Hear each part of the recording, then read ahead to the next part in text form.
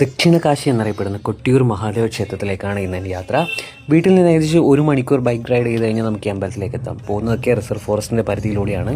കണ്ണവം, കോളയാട്, നെടുമ്പോൽ എന്നൊക്കെ പറഞ്ഞിട്ട് നമ്മൾ നേരെ കൊട്ടിയൂരേക്ക് നമുക്ക് ഷോർട്ട് കട്ട് ഉണ്ട്. പോകുന്ന വഴി ഇങ്ങനെ ഇത്തരത്തിലുള്ള ഒരുപാട് കാടുകൾ കാണാം, മലനിരകൾ കാണാം, നല്ല കൺകുളിർക്കുന്ന കാഴ്ചകൾ ഒരുപാട് നമുക്ക് കാണാൻ സാധിക്കും. കൊട്ടിയൂരിൻ്റെ കാഴ്ചകൾ ആരംഭിക്കുന്നത് ഓടപ്പൂവിൽ നിന്നാണ്. ഓടപ്പൂവ് ഇവിടുത്തെ ഫേമസ് ആയിട്ടുള്ള ഒരു കാര്യമാണ്. ഇവിടെ വന്ന് മടങ്ങുന്നവർ നിർബന്ധമായിട്ടും വാങ്ങി പോകുന്നൊരു സാധനമാണ്. പിന്നെ നമ്മൾ കാണുന്നത് അക്കരെ കൊട്ടിയൂരും ഇക്കരെ കൊട്ടിയൂരും എന്ന് പറഞ്ഞ 2 എൻട്രൻസ് കാണാം. അക്കരെ കൊട്ടിയൂർ ഈ ഒരു ഉത്സവ സമയത്ത് മാത്രം ഓപ്പൺ ചെയ്യുന്നതാണെങ്കിൽ ഇക്കരെ കൊട്ടിയൂർ നിത്യപൂജയൊക്കെയുള്ള സാധാരണ അമ്പലം പോലെ തന്നെയാണ്.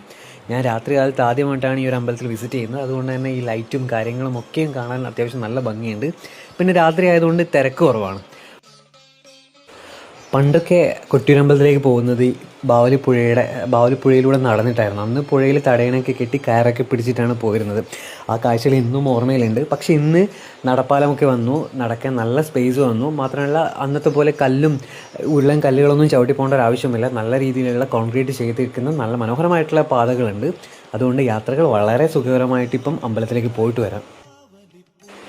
രാത്രി കാലത്തെ അമ്പലത്തിൻ്റെ കാഴ്ച വളരെ രസകരമാണ്. ഞാൻ ആദ്യമായിട്ടാണ് അത് കാണുന്നത്. ചുറ്റുമുള്ള പ്രകൃതിയും കാടും ഒന്നും കാണുന്നില്ലെങ്കിലും ഈ അമ്പലവും അമ്പലത്തിനോട് ചുറ്റുമുള്ള വെള്ളവും അതൊക്കെ റിഫ്ലക്റ്റ് ചെയ്ത് കാണാൻ ഒത്തിരി രസമുണ്ട്. ഇങ്ങനെ പ്രകൃതിയും മനുഷ്യനും ദൈവവും എല്ലാം കൂടിച്ചേരുന്ന ഒരു മനോഹരമായിട്ടുള്ള ഒരു വിസ്മയം തന്നെയാണ് ഈ കൊട്ടിയൂർ അമ്പലം എന്ന് പറയുന്നത്.